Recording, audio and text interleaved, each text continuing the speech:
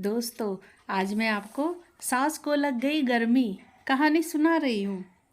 वैभवी और रजत स्कूल से आते ही अपनी मम्मी से कहते हैं, मम्मी मम्मी बहुत गर्मी लग रही है, बस जल्दी से ठंडा पानी पिला दो और कूलर भी चला दो। पता है मम्मी, आज तो स्कूल में लाइट ही चली गई और हम सब के सब पसीने में भीग गए। बहुत ही ज़्यादा गर्मी लग रही थी आज तो स्कूल में भी। बस मम्मी मेरे लिए आइसक्रीम भी ला दो फ्रिज से ठंडी ठंडी। रजत कहता है, और मेरे लिए बड़ा चॉकलेट बनाना शेक बना दो मम्मी। और हाँ, अब कल से स्कूल की छुट्टियां पड़ रही हैं, अब हमें गर्मी में नहीं रहना पड़ेगा। 10 जुलाई को खुलेंगे अब स्कूल। और हाँ मम्मी, कल पीटीएम भी है, आपको सुबह सुबह जल्दी आना है। तभी छोटी वैभवी अपनी दादी कमला से कहती है, दादी दादी आप भी खा लो आइसक्रीम, आप क्यों नहीं खाती हो? उसकी दादी कहती है, अरे नहीं बेटा, ज़्यादा ठंडी चीज़ें मुझसे खाई नहीं जाती। वैभवी कहती है, क्यों दादी, इतनी गर्मी पड़ रही है, इतनी गर्मी में भी आप ठंडी चीज़ नहीं खाती हो? क्या आपको गर्मी नहीं लगती क्या? दादी, अरे नहीं बेटा, मैं तो सारा दिन बैठे ही रहती हूँ, इसलिए ज़्यादा गर्मी तो लगती नहीं। अरे धूप में कहीं आओ जाओ या काम करो तभी गर्मी का एहसास होता है। और हाँ बेटा, हमारे समय में तो मिट्टी के घड़े होते थे, उनमें ही पानी भर कर रखते थे, उनमें पानी ठंडा हो जाता था और वो ही हम फिर पीते थे। तभी तो अब मुझसे ये फ्रिज का ठंडा पानी नहीं पिया जाता है। तभी वैभवी की माँ सुनीता कहती है, अरे माँ जी, आप बिल्कुल ठीक कह रही हैं, पर अब इस ज़माने में कौन घड़े में पानी भर कर रखता है? अरे कोई नहीं रखता। वैसे भी आपने कहा ही नहीं कभी कि घड़ा ले आओ और उसमें पानी भर दो। कमला कहती है, अरे छोड़ो बहू, कोई नहीं। अरे बेटा रजत, पंखे से देखना कम हवा आ रही है, देख तो बेटा ये ज़रा फुल पे है क्या? रजत पंखे को देखकर कहता है, हाँ दादी, फुल पे ही चल रहा है।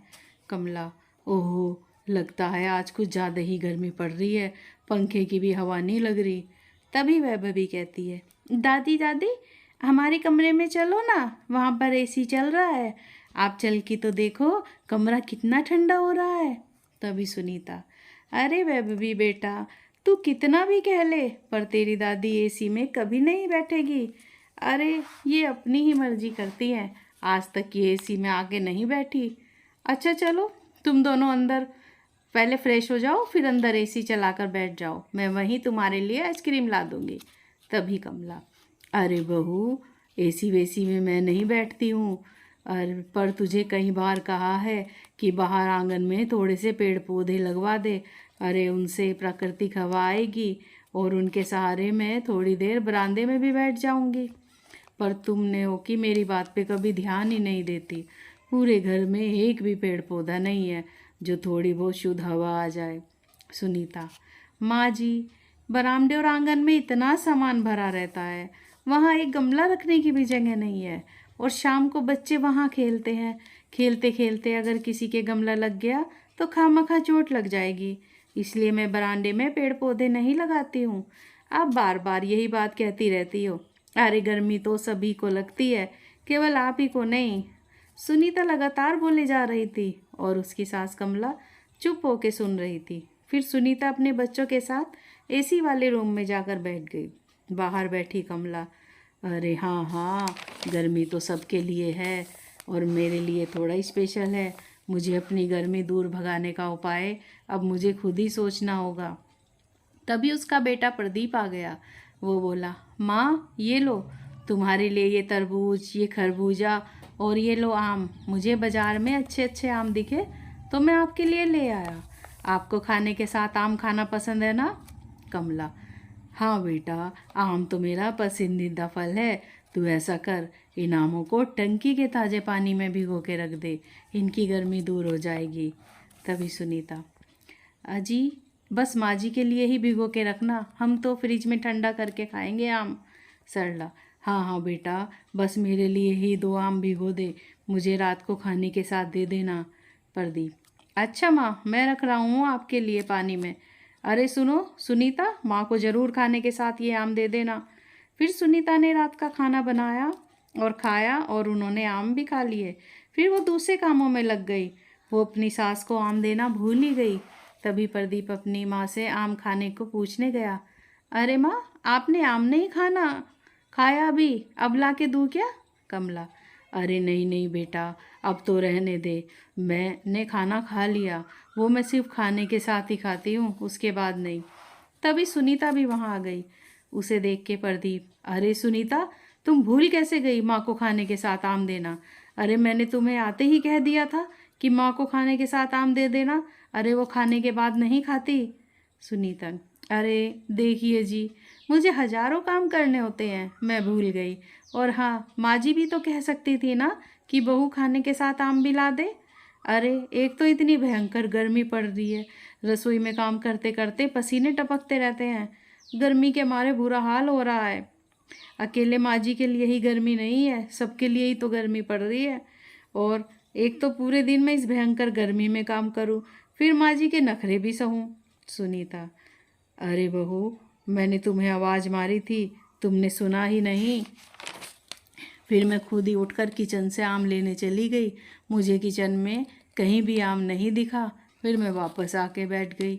तभी रजत, दादी, अरे वो जो पानी में आम पड़ा था एक, अरे वो तो मैंने फ्रिज में रख दिया था, मुझे लगा कि मम्मी वो आम फ्रिज में रखना भूल गई। सॉरी दादी, वो आपका आम था। दादी, अरे कोई बात नहीं बेटे, मैं तो कल खा लूँगी आम, कोई बात नहीं। फिर सब अपने अपने कमरों में जाकर सो गए। अगली सुबह सुनीता जल्दी तैयार होकर बच्चों की पीटीएम में चली गई। और जब वो 2 घंटे बाद घर वापस आई तो देखा दरवाजे पर ताला लगा था। उसके पास ताले की दूसरी चाबी थी, तो उसने ताला खोला और घर के अंदर आ गई। अंदर आते ही उसने अपने पति को कॉल किया। हेलो जी, अरे वो माँ जी कहाँ गई हैं? आपसे कुछ बोल कर गई हैं क्या कि कहाँ जा रही हैं? जब मैं घर पर आई तो घर पर ताला लगा हुआ था। प्रदीप, अरे नहीं नहीं, मुझे तो कुछ नहीं बताया माँ ने। ऐसे बिना बताए माँ कहाँ जा सकती है? तुम रुको, मैं भी घर आता हूँ।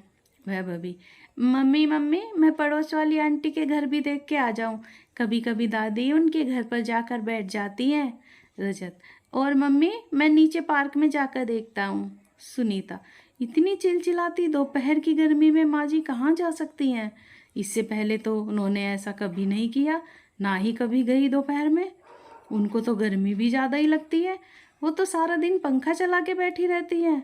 पता नहीं माँ जी कहाँ चली गई, अब तो मुझे उनकी फिक्र हो रही है। तभी प्रदीप भी आ गया। अरे सुनीता, कहाँ चली गई माँ, पता चला क्या? सुनीता, नहीं नहीं, पता नहीं कहाँ चली गई माँ जी। वो वैभवी और रजत आस पड़ोस में भी देखने गए हैं। तभी रजत आता है। मम्मी मम्मी, दादी तो पार्क में भी नहीं है, कहाँ गई दादी मम्मी? सुनीता, अजी सुनिए, अब तो मुझे डर लगने लगा है, कहीं माँ जी कल की आम की बात पे गुस्सा तो नहीं हो गई और घर छोड़कर तो नहीं चली गई। प्रदीप, अरे नहीं नहीं, ऐसा नहीं होता, चलो बाहर माँ को ढूंढने चलते हैं। सुनीता ने अपना फ़ोन बच्चों को दिया और कहा कि अगर दादी घर वापस आ जाए तो उन्हें कॉल करके बता दे। फिर प्रदीप और सुनीता दोनों अपनी माँ को ढूंढने निकल पड़ते हैं। वो बाइक से जाते हैं, इधर उधर सब जगह ढूंढने पर भी उन्हें माँ जी कहीं नहीं मिलती। अब सुनीता की आंखों से आंसू बहने लगे। कई घंटों ढूंढने के बाद भी दोनों को खाली हाथ वापस घर आना पड़ा। घर आकर सुनीता, अजी सुनिए ना, अब दोपहर के 2 बज रहे हैं, इतनी गर्मी और दोपहर में माँ जी कभी बाहर नहीं रह सकती। मैं तो कहती हूँ हमें पुलिस में रिपोर्ट कर देनी चाहिए। तभी रजत भागा भागा आता है। मम्मी मम्मी, दादी आ गई। सुनीता, क्या, माँ जी वापस आ गई? सरला रिक्शे से वापस आ रही थी। सरला, अरे बस बस भैया, यहीं पर रिक्शा रोक दो, और ये बड़ा सा घड़ा जरा मेरे घर छोड़ देगा क्या? तभी प्रदीप और वो वहाँ से आ जाते हैं। अरे ये घड़ा मुझे दे दो भाई। रिक्शे वाला, अरे भाई, तुम्हारी माताजी इतनी धूप में दोपहर सड़क पर घूम रही थी, मैं उधर से रिक्शा लेकर गुजर रहा था तो मैंने इन्हें अपने रिक्शे में बैठा लिया। थोड़ा ध्यान रखा करो अपनी माँ का, अगर इन्हें कुछ चाहिए तो आप अपने साथ ले जाकर दिला सकते हो। प्रदीप, आपका बहुत बहुत धन्यवाद, ये लीजिए आपके पैसे। और पैसे लेकर रिक्शे वाला वहाँ से चला गया। सुनीता कहती है, माँ जी आप इतनी धूप में कहाँ चली गई थी? सरला, अरे बहू, मैं तो अपनी गर्मी भगाने का इंतज़ाम करने गई थी, अरे मुझे तो घड़े का ठंडा पानी पीना था ना, तो मैंने सोचा कि मैं स्वयं ही घड़ा खरीद कर ले आऊं और साथ ही साथ कुछ पेड़ पौधे और गमले भी ले आऊं। अब मैं अपने बरामदे में पेड़ पौधे लगाकर बगीचा बनाकर शाम के टाइम वहाँ पर बैठा करूँगी ताज़ी ताज़ी हवा में। अरे अब मुझसे ज़्यादा गर्मी बर्दाश्त ही नहीं होती। ये सुनकर सुनीता शर्मिंदा हो जाती है। वह अपनी सासू माँ के गले लग जाती है और रो रो कर कहती है, ठीक है माँ जी, आप जैसा चाहो वैसा करो, पर आज के बाद ऐसे बिना बताए कहीं मत जाना। पता है हम सब की तो जान ही निकल गई थी ये सोचकर कि इतनी गर्मी में आप कहाँ और क्यों चली गई हो। अरे हमारे मन में तो बुरे बुरे ख्याल आ रहे थे। सरला, अरे अरे बहू, ऐसे बच्चों की तरह नहीं रोते, मेरी प्यारी बहू, अच्छी बहू। सुनीता भले ही अपने सास से कभी कभी झगड़ पड़ती थी, पर वो उन्हें अपनी सगी माँ की तरह ही प्यार करती थी। कुछ रिश्ते ऐसे भी होते हैं जिनको बयान नहीं किया जा सकता और उनके लिए दिलों में खास जगह होती है। ऐसा ही एक रिश्ता सास बहू का भी होता है। फिर सुनीता ने उस घड़े को अच्छी तरह धोकर उसमें पानी भरकर किचन में एक साइड में रख दिया और अपने घर के आंगन में वो सब पेड़ पौधे भी लगाए जो उसकी सास सरला लाई थी। सरला, देखा बहू, गर्मी में इन पेड़ पौधों की ताज़ी हवा कितनी अच्छी लग रही है और घड़े का ठंडा ठंडा पानी कितनी राहत दे रहा है। सरला, और बहू मेरे लिए 3 आम भिगो कर रख दे, आज मैं 3 आम खाऊंगी। सुनीता, हाँ हाँ हाँ माँ जी, मैंने तो पहले ही आपके लिए ताज़े पानी में आम डाल दिए। हाँ हाँ। अब दोनों सास बहू की नोकझोंक के बीच एक अलग ही तरह का प्यार भरा रिश्ता दिख रहा था। सुनीता ने अब अपनी सास को भी समझा और उन्हें जो अच्छा लगे वो करने दिया।